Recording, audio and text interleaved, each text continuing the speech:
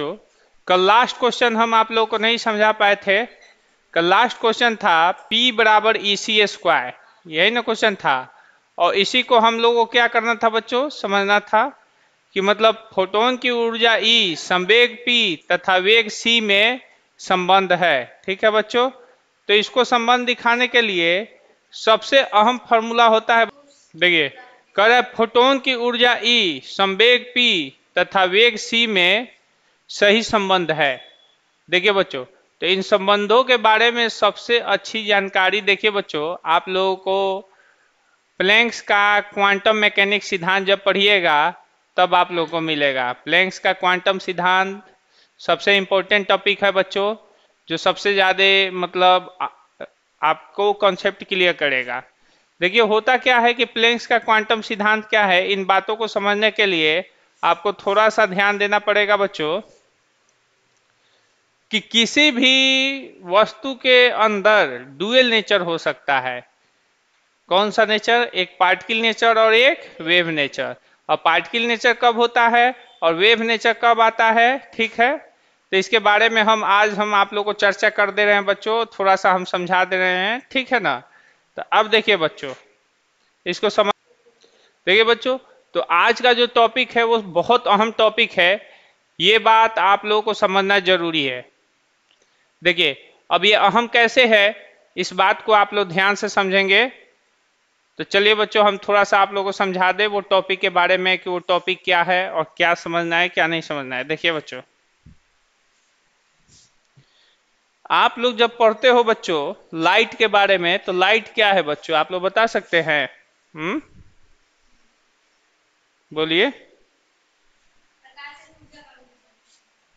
प्रकाश एक ऊर्जा का स्वरूप है, लेकिन अभी आप लोग लाइट के बारे में पूरी तरह से नहीं जानते हो कि लाइट वास्तव में होता क्या है, ठीक है। देखिए बच्चों, लाइट को कहा जाता है कि ये एक प्रकार से एनर्जी है बच्चों। क्या है बच्चों? एनर्जी है, ऊर्जा। लेकिन आगे चल के देखा गया बच्चों, हम आप लोगों को समझाएं कि लाइट के ऊपर गुरुत्वाकर्षण बल काम करता है, ठीक है। गुरुत्वाकर्षण बल कैसे काम करता है बच्चों, तो इसके बारे में सर्वप्रथम हमें समझाया था बच्चों अल्बर्ट आइंस्टाइन साहब ने। और अल्बर्ट आइंस्टाइन साहब ने एक्सप्लेन किया था कि प्रकाश के ऊपर भी गुरुत्वाकर्षण बल लगता है। कैसे लगता है, क्यों लगता है, ये उन्होंने बहुत अच्छे ढंग से मतलब क्या किया था बच्चों, एक्सप्लेन किया था। उन्होंने बताया था कि मतलब जैसे आप लोग जानते हो ब्लैक होल, काल छिद्र जो है वो काला क्यों दिखाई देता है, क्योंकि वहां पे जब लाइट जाता है तो वापस नहीं आता है। यानी लाइट के ऊपर भी ग्रेविटेशन फोर्स काम करता है। तो कहीं नहीं तो कहीं गुरुत्वाकर्षण बल द्रव्यमान वाली वस्तु पर ही केवल लगती है। आप लोग देखते हो हमारी पृथ्वी जो है किसी भी द्रव्यमान वाली वस्तु को ही अपने केंद्र की तरफ खींचती है। तो इस बात पे आप लोग चर्चा करेंगे तो बहुत सारी चीजें निकलेंगी, ठीक है। तो इसका मतलब कहीं नहीं तो कहीं लाइट में द्रव्यमान है, तभी तो काल छिद्र उसको खींच ले रहा है। और लाइट जो है इस दुनिया में सबसे तेज गति से चलने वाली वस्तु है, जिसका वेग जो होता है 3 × 10⁸ मीटर पर सेकेंड या 3 लाख किलोमीटर पर सेकेंड होता है, ठीक है। तो ध्यान देंगे बच्चों, यहाँ पे देखिए बच्चों, ये है लाइट जो है एनर्जी का भी काम करता है और पार्टिकल का भी काम करता है। मतलब एनर्जी मतलब जिसमें द्रव्यमान नहीं हो, और पार्टिकल जिसमें द्रव्यमान हो, ठीक है बच्चों। तो क्वेश्चन उठा बच्चों कि लाइट जो है एनर्जी का फॉर्म है, इसमें मास नहीं है। लेकिन एक व्यक्ति कहता है कि नहीं इसमें मास भी है, तो इसका मतलब क्या है, तो लाइट भी हमारा बच्चों डुअल नेचर शो करता है। कैसा नेचर बच्चों? डुअल नेचर, यानी द्विक प्रकृति, इलेक्ट्रॉन के जैसा, समझे हो ना। बोलिए। लाइट भी हमारा डुअल नेचर शो करता है, यानी एनर्जी का भी नेचर शो करता है और पार्टिकल का भी नेचर शो करता है। एनर्जी में कैसी एनर्जी है बच्चों? वेव एनर्जी है यानी तरंग ऊर्जा है। और पार्टिकल में भी कौन सा पार्टिकल है बच्चों? तो फोटोन है। क्या है बच्चों? फोटोन है। अब देखिए बच्चों, इस बारे में हम लोग समझेंगे वेव थ्योरी क्या कहता है। वेव थ्योरी मतलब क्या हुआ, मतलब लाइट जो है वेव थ्योरी के रूप में कैसे काम करता है, तो इस बात को हम लोग थोड़ा ढंग से समझेंगे बच्चों। देखिए, आप लोग एक कहानी जानते होंगे बच्चों कि जब भी अंधेरे रूम में अगर हम लाइट जलाते हैं तो क्या होता है, चारों ओर की वस्तुएं दिखाई देने लगती है। कहीं पे थोड़ा ज्यादा तेज दिखाई देती है तो कहीं थोड़ा कम तेज दिखाई देती है। जैसे अभी इसी रूम में देख लीजिए, ऊपर वाले पोर्शन में थोड़ा सा ज्यादा लाइट है लेकिन नीचे वाले पोर्शन में थोड़ा क्या है, कम लाइट है। कारण है कि वहां से लाइट सोर्स निकल रहा है तो वहां पे ज्यादा लाइट है, रिफ्लेक्ट होके यहाँ पे आ रहा है, रिफ्लेक्ट होके परावर्तित होके और स्केटरिंग होके यानी प्रकीर्णित होके नीचे आ रहा है, तो इसका मतलब कम हो जा रहा है। तो वही बात है बच्चों, तो लाइट आने का मतलब क्या हुआ, कोई वस्तु कैसे दिखाई देने लगी, तो हम समझा रहे हैं। ठहरे हुए पानी देखे हो ना बाबू, हैं? ठहरे हुए पानी एकदम स्थिर जल, गाना भी सुने हो, ठहरे हुए पानी में कंकड़ न मार सांवरे, मन में हलचल सी मच जाएगी बावरे। तो बाबू, उस ठहरे हुए पानी में अगर आप कंकड़ मारते हो तो देखते हो क्या होता है, सर्किल के रूप में चारों बगल फैलने लगता है। तो उसी तरह से बच्चों, अगर रूम अंधेरा है यानी ठहरा हुआ पानी है, नहीं समझ रहे हो, ठहरा हुआ पानी है, ठहरे हुए पानी में कंकड़ मारे यानी हमने मोमबत्ती जला दिया अंधेरे रूम में। समझ में आया? तो पानी में वो फैलने लगा तरंग, रूम में भी फैलने लगा प्रकाश तरंग। जिस तरह से पानी में वो तरंग फैला बच्चों, उसी तरह से अंधेरे रूम में भी प्रकाश तरंग फैला। कैसे फैला तो हम समझा रहे हैं बच्चों। ये है बच्चों आपकी मोमबत्ती, देखिए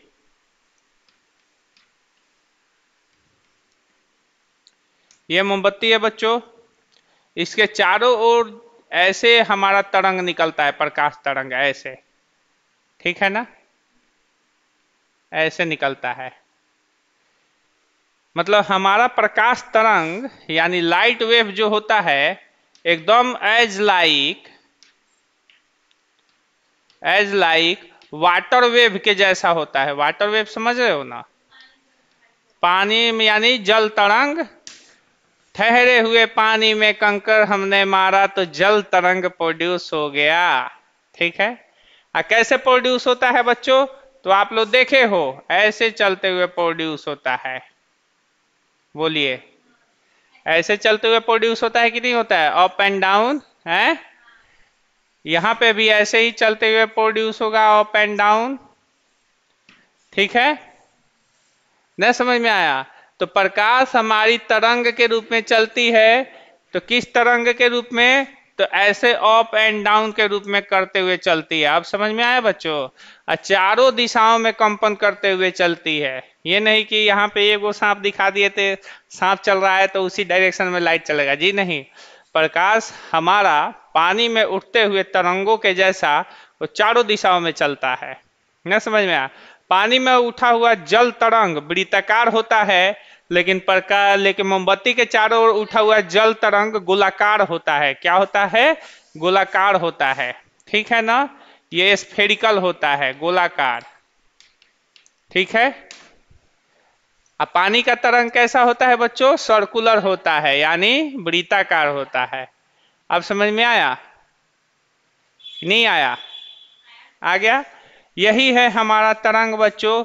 इस तरंग को हम कहते हैं बच्चों ट्रांसवर्स वेव। कौन सा वेव?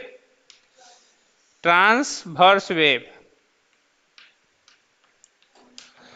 ट्रांसवर्स वेव का हिंदी होता है बच्चों अनुप्रस्थ तरंग।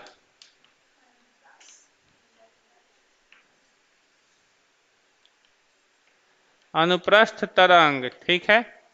और यहां पे देखिए बच्चों, यहां पे जो लाइट वेव है बच्चों, फोटोन,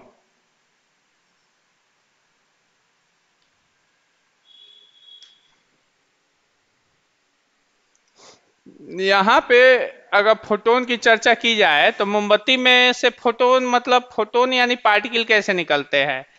तो ये थेसिस कहता है बच्चों, ये थेसिस कहता है कि जब भी मोमबत्ती जलती है तो इसमें से छोटे छोटे पार्टिकल ऐसे निकलते रहते हैं। क्या होते हैं? छोटे छोटे पार्टिकल निकलते रहते हैं। ठीक है, हमेशा कंटिन्यूअस रूप में निकलते रहते हैं। ठीक है, छोटे छोटे पार्टिकल ऐसे निकलते रहते हैं। निकल के चारों बगल रूम में क्या होते रहते हैं बच्चों? फैलते रहते हैं छोटे छोटे पार्टिकल। न समझ में आया? यानी ये पार्टिकल के रूप में निकलता है। किस रूप में निकलता है बच्चों? पार्टिकल के रूप में। और इन छोटे छोटे पार्टिकलों को जानते हो क्या कहते हैं बच्चों?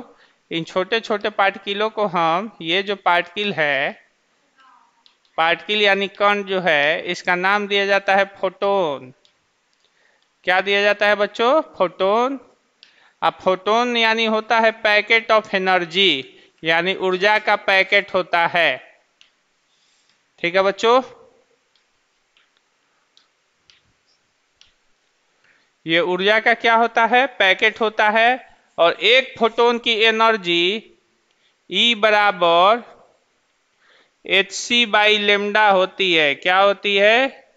E बराबर hc/λ होती है, या E बराबर mc² होता है। क्या होता है बच्चों? E बराबर mc²। ठीक है, ये याद रखना है, mc² होता है। अब देखिए बच्चों, हमारी वेव हमारा वेव नेचर देने वाले कौन थे बच्चों? वेव नेचर के बारे में बताने वाले थे बच्चों हाइगेंस साहब। प्रकाश एक प्रकार से वेव है यानी तरंग है। प्रकाश एक तरंग है, इस बात को समझाने वाले सबसे पहले कौन थे बच्चों? हाइगेंस साहब। और प्रकाश एक कण है यानी पार्टिकल है, पार्टिकल है, इसके बारे में बताने वाले कौन थे बच्चों? इसके बारे में थे बच्चों मैक्स प्लांक। ठीक है, मैक्स प्लांक साहब। ठीक है, और इन्होंने पार्टिकल नेचर के बारे में बता के एक थ्योरी दिया जिसका नाम दिया गया बच्चों क्वांटम मैकेनिक्स। कौन सा नाम दिया गया बच्चों?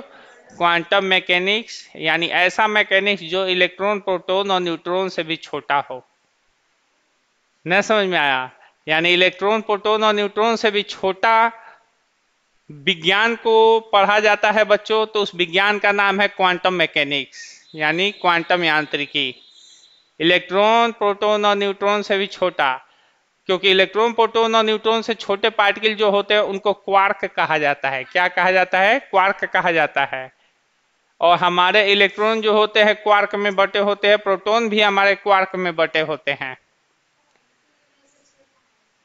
इसीलिए इलेक्ट्रॉन, प्रोटॉन, लेकिन अभी तक इनका एक्सपेरिमेंटली पुष्टि नहीं हुआ है। जिस दिन पुष्टि हो जाए एक्सपेरिमेंटली, उस दिन समझ लो कि दुनिया में क्रांति आ जाएगी। नहीं, अभी पूरी तरह से मतलब एक्सपेरिमेंटली वो पूरी नहीं हुआ है, लेकिन अभी भी वो क्वांटम मैकेनिक्स पढ़े जाते हैं। ये बात आप लोग ध्यान देंगे। ठीक है, समझ में आ रहा है सारी बातें हैं? बोलिए जी। अब देखिए बच्चों, हाइगेंस ने तरंग सिद्धांत दिया, मैक्स प्लैंक ने पार्टिकल नेचर दिया। और लाइट के पार्टिकल को क्या कहा जाता है बच्चों? फोटोन कहा जाता है। कहीं कहीं पे इसको क्वांटा भी कहा जाता है। क्या कहा जाता है बच्चों? क्वांटा कहा जाता है। इन दोनों बातों को याद रखना। और ये दोनों पैकेट ऑफ एनर्जी होते हैं। क्या होते हैं बच्चों? पैकेट ऑफ एनर्जी होते हैं। और एक फोटोन की एनर्जी एक फोटोन की एनर्जी E बराबर क्या होती है बच्चों? hc/λ होती है, या E बराबर h न्यू होती है, या E बराबर mc² होती है। ठीक है ना बच्चों? अब हमारा 36 नंबर क्वेश्चन क्या कर रहा है, यही समझना हम लोग को जरूरी है बच्चों। तो 36 नंबर क्वेश्चन पे थोड़ा आते हैं बच्चों हम लोग। देखिए बच्चों,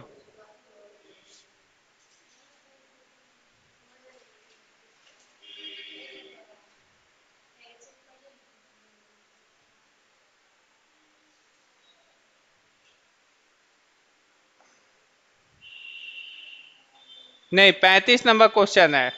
फोटोन की ऊर्जा E, संवेग P तथा वेग c में सही संबंध है। तो देखिए बच्चों, क्या संबंध है हम आप लोगों को समझा दे रहे हैं बच्चों। E बराबर क्या होता है बच्चों, mc²। ठीक है, यहाँ पे क्या है बच्चों, ये ऊर्जा है। ठीक है, ये क्या है बच्चों, द्रव्यमान है यानी मास है। और ये क्या है बच्चों, वेग है। किसका वेग है, तो प्रकाश का वेग है। किसका वेग, प्रकाश का वेग है। प्रकाश का वेग कितना होता है, 3 × 10⁸ मीटर पर सेकेंड। ठीक है बच्चों, ये देखिए, ये हमारा E बराबर क्या होता है बच्चों, mc² जो दिया है। तो E बराबर mc² यानी फोटोन की ऊर्जा E बराबर ac/λh या mc² होती है। और E बराबर mc² में E आपका ऊर्जा है, m आपका द्रव्यमान है, c आपका प्रकाश का क्या है बच्चों, वेग है। बात समझो ना। तो c अगर आपका प्रकाश का वेग है बच्चों, तो हम एक फॉर्मूला पढ़े हैं बच्चों 9th के क्लास में, आप लोग पढ़ते हो, संवेग बराबर क्या होता है बच्चों, संवेग बराबर द्रव्यमान गुना वेग होता है। ये आप लोग पढ़े हो ना फॉर्मूला, संवेग बराबर द्रव्यमान गुना वेग। तो अब हमारा हो गया बच्चों, E हमारा ऊर्जा हो गया, m इंटू क्या हो गया बच्चों, c इंटू c हो गया ना। बोलिए, तो m क्या है बच्चों, द्रव्यमान है। m क्या है बोलिए, द्रव्यमान। c क्या है बच्चों आप लोगों का, वेग है। ठीक है, तो द्रव्यमान गुने वेग को, यानी समझ रहे हो ना बच्चों, द्रव्यमान गुने वेग को हम क्या कहते हैं बच्चों, संवेग कहते हैं। और संवेग को P द्वारा सूचित किया जाता है। तो E बराबर क्या हो गया बच्चों, P इंटू सी, और C इधर गुना है, इधर आ गया तो भागा। तो P बराबर E/, क्या हो गया बच्चों, C। समझ में आया बच्चों। तो यही आपका ऑप्शन हो जाएगा बच्चों। अगले क्वेश्चन में देखिए, आपका अगला क्वेश्चन जो कह रहा है बच्चों, फोटोन की ऊर्जा E, संवेग P तथा वेग c में संबंध है बच्चों। तो देखिए आप लोगों का क्या है बच्चों, P बराबर E/c। लास्ट ऑप्शन आपका D क्या हो गया, सही हो गया। ठीक है बच्चों, चलिए अगले क्वेश्चन पे हम लोग चलते हैं बच्चों।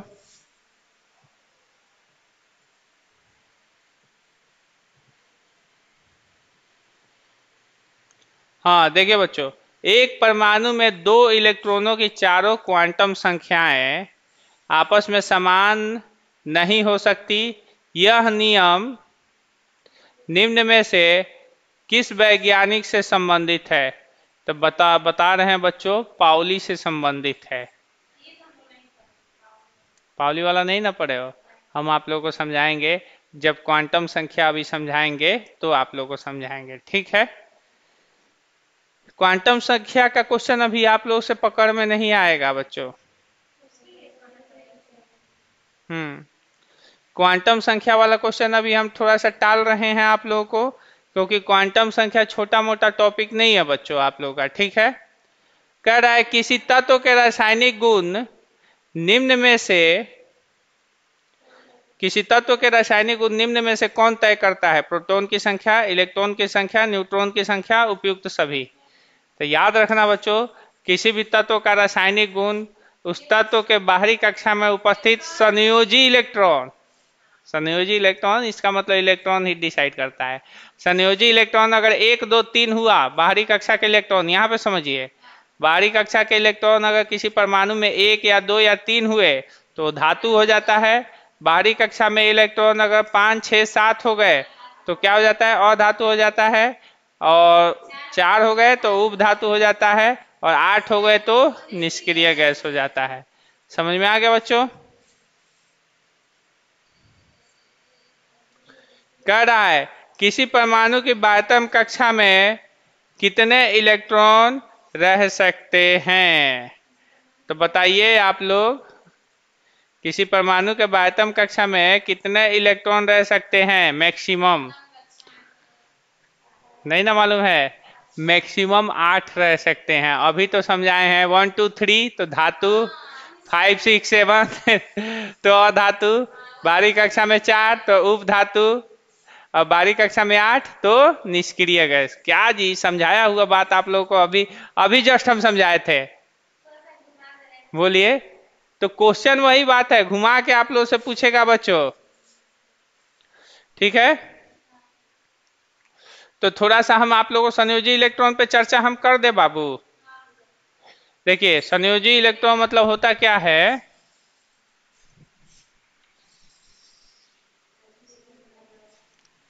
संयोजी इलेक्ट्रॉन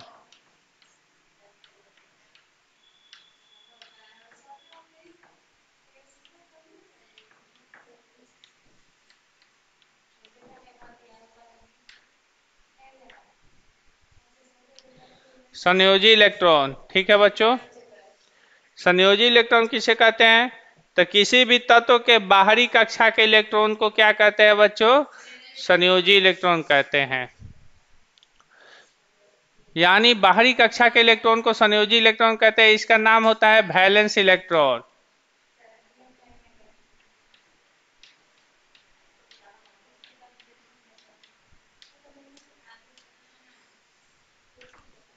समझे बच्चों, वैलेंस इलेक्ट्रॉन कहा जाता है किसी भी तत्व के बाहरी कक्षा के इलेक्ट्रॉन को, तत्व के परमाणु के, सॉरी तत्व के नहीं, तत्व के परमाणु के बाहरी कक्षा के इलेक्ट्रॉन को क्या कहा जाता है बच्चों, संयोजी इलेक्ट्रॉन कहा जाता है। समझ में आया।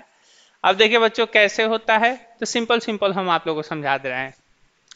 जैसे मान लीजिए बच्चों सोडियम है Na11 और यहाँ पे 23, तो इसको कहा जाता है मास नंबर ए और इसको कहा जाता है एटॉमिक नंबर जेड, ठीक है। मास नंबर ए और एटॉमिक नंबर क्या होता है बच्चों, जेड हो गया। मास नंबर का फॉर्मूला होता है A = P + N और जेड बराबर फॉर्मूला होता है P = E, ठीक है बच्चों।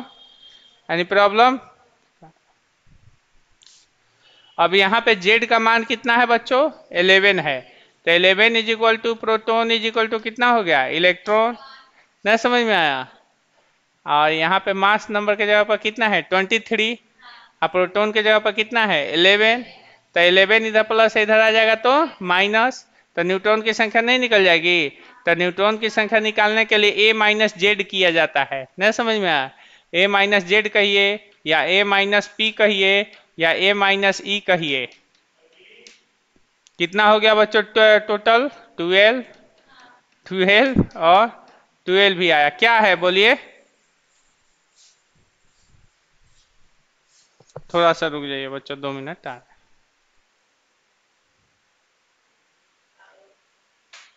देखिए बच्चों, तो यहाँ पे न्यूट्रॉनों की संख्या निकल जाती है इतना से, ठीक है।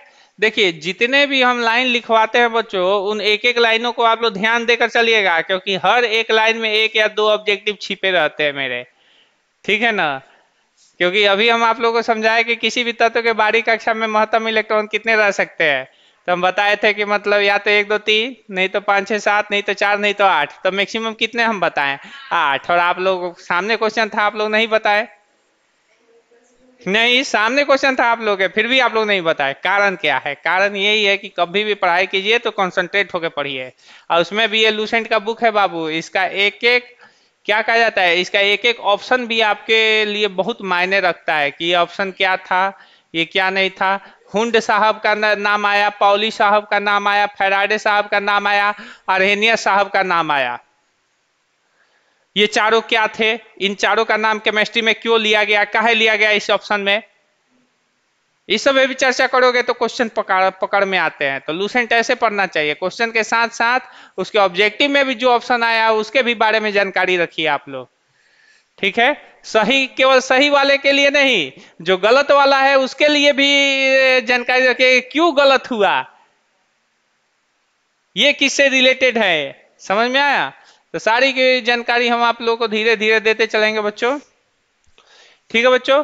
अब देखिए बच्चों, यहाँ पे इलेक्ट्रॉनिक कॉन्फ़िगरेशन करते हैं बच्चों, तो पहली कक्षा में मैक्सिमम इलेक्ट्रॉन 2 रखे जा सकते हैं, दूसरी कक्षा में 8, तो 11 है, तो बचा कितना बच्चों 1। न समझ में आया। तो इसको कहा जाता है K ऑर्बिट, इसको कहा जाता है L, इसको कहा जाता है M, ठीक है।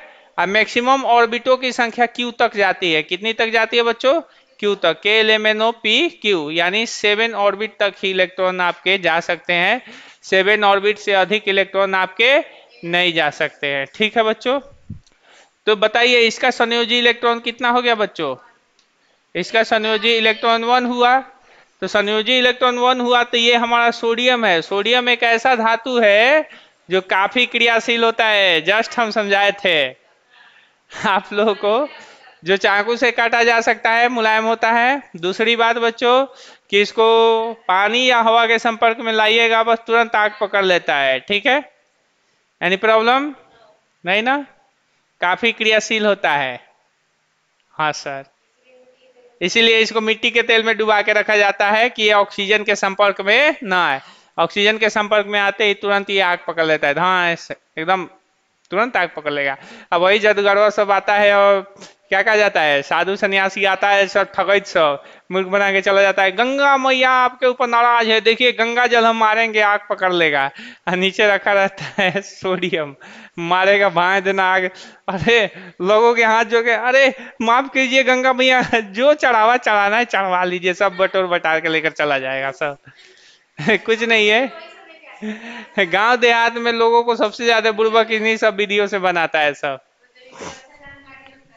अच्छा जानकार नहीं होता है, कहीं से सोडियम उपड़ा लेता है सब, सब जानता है। अब अब बताइए कि कौन नहीं जानता है कि सोडियम आग पकड़ लेगा। अब यहाँ पे बताइए बच्चों, देखिए गांव देहात में जब नोचनी और कलकल होता है ना, तो लोग कहाँ जाते हैं, एथी पैसाड़ी के दुकान पे जाते हैं। पैसाड़ी के दुकान पे जाके कहते हैं कि 2 रुपया के गंधक दे दीजिए, और वो पीला पीला दे देता है और ला के उसी को सरसों के तेल में लगा के। अब बताइए अब इन लोगों को कैसे मालूम हुआ कि गंधक से नोचनी जो छूटेगा, जबकि हर दवाई में, नोचनी और कलकल के दवाई में जो होता है गंधक का यूज होता है। समझ में आया?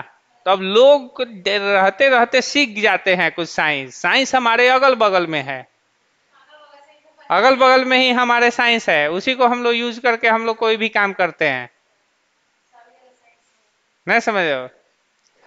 अब हमारे गांव देहातों में देखते हो कि मतलब जब भी अनाज को भूसा से अलग करना होता है तो ओसौनी किया जाता है। वहां पे भी तो साइंस लग रहा है, लेकिन वो लोग कैसे जाने, वो पढ़े थोड़ी हैं। यहाँ तक उसको फटकते भी है लोग, जानते हैं कि भारी मटेरियल जो होते हैं जब एथी रहते हैं, मोशन में रहते हैं, तो वो नीचे बैठ जाते हैं, हल्के मटेरियल ऊपर आ जाते हैं। ये भी तो साइंस लग रहा है, लेकिन वो कहाँ पढ़े हैं वो लोग साइंस? देख नहीं करते करते। साइंस क्या है? साइंस जो है आपके डेली लाइफ में है, और साइंस को आप डेली लाइफ में यूज करते हो, बस ध्यान नहीं देते हो आप समझ में आया? तो चलिए बच्चों, तो इसका संयोजी इलेक्ट्रॉन कितना हो गया बच्चों? 1 हो गया। अब जिसके संयोजी इलेक्ट्रॉन बच्चों याद रखना, जिसके संयोजी इलेक्ट्रॉन 1 2 3 होते हैं वो होते हैं मेटल, यानी धातु की कैटेगरी में आते हैं। जिसके संयोजी इलेक्ट्रॉन बच्चों 5 6 7 होते हैं बच्चों, वो होते हैं बच्चों नॉन मेटल। नॉन मेटल यानी अधातु। जिसके संयोजी इलेक्ट्रॉन बच्चों 4 होते हैं वो होते हैं बच्चों मेटालॉइड, उपधातु।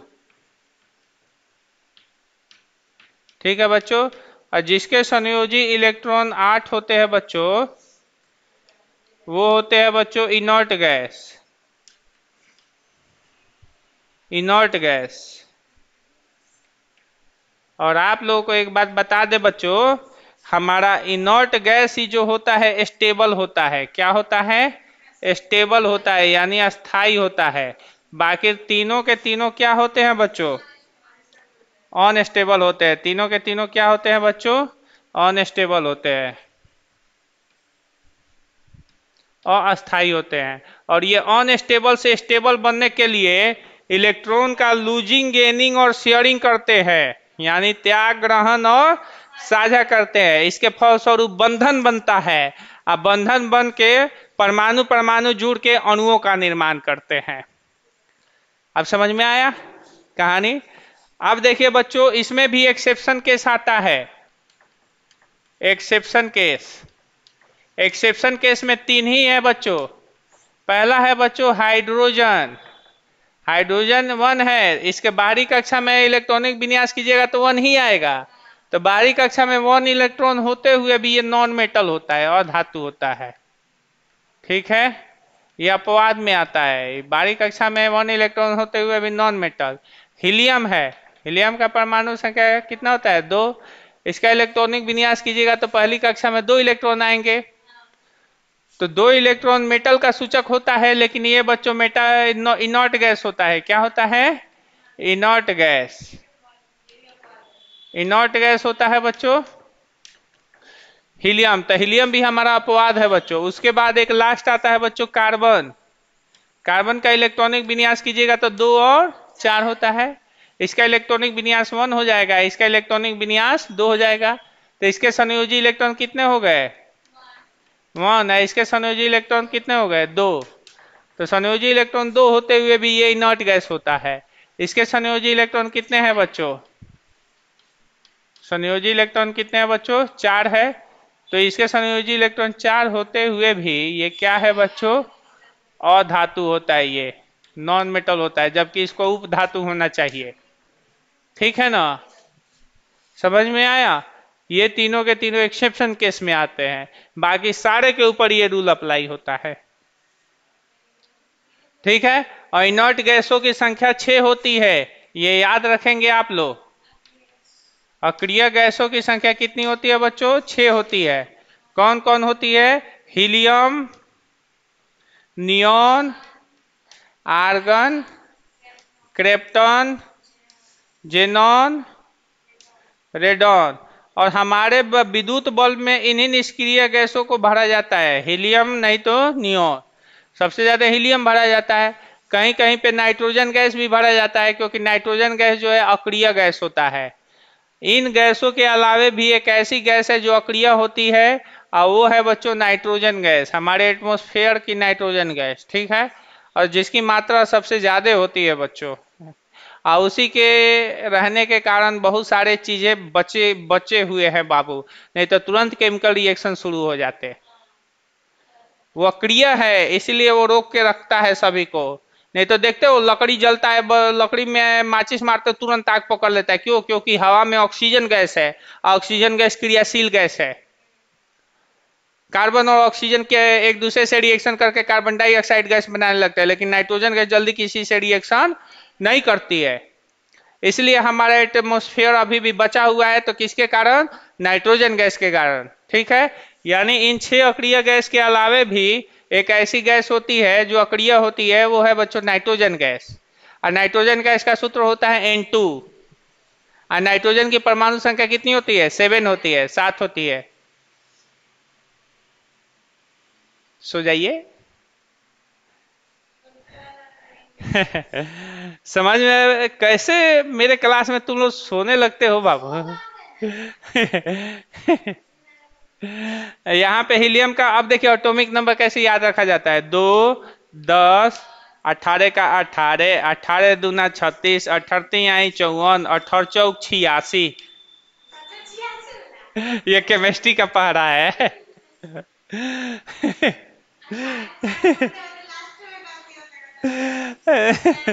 नहीं, ऐसे याद रखेंगे। ये भोजपुरिया पढ़ा है, ठीक है ना? ठीक है बच्चों, क्या इसका इसका होता है? हीना, नीना और करीना का जीरोक्स रीना। हीना, नीना और करीना का जीरोक्स है रीना। ठीक है, हीना, नीना और करीना का जीरोक्स है रीना। हीना हीलियम, नीना नियॉन और argon, Kareena krypton, xerox xenon, Reena radon. हो गया हीना, नीना और करीना का जीरोक्स हीना। इस तरीके से बहुत सारे ट्रिक होते हैं, यूट्यूब पर जाके देखिएगा तो आप लोगों को ढेर सारे ऐसे ऐसे ट्रिक्स मिल जाते हैं। लेकिन ट्रिक्स लेके क्या कीजिएगा, कंसेप्ट समझिए। समझ में आया ना? हम कंसेप्ट देने वाले टीचर है, ट्रिक देने वाले नहीं कि एग्जाम में जाते जाते ट्रिक बहुत पढ़ा गया बस सब हो गया काम। ठीक है बच्चों, अब समझ में आया? तो कैसा लगा आज का क्लास? आज इतना ही पे रहने देते, आज थोड़ा पहले आया कीजिए आप लोग बाबू, ताकि और ज्यादा काम निकले। एकदम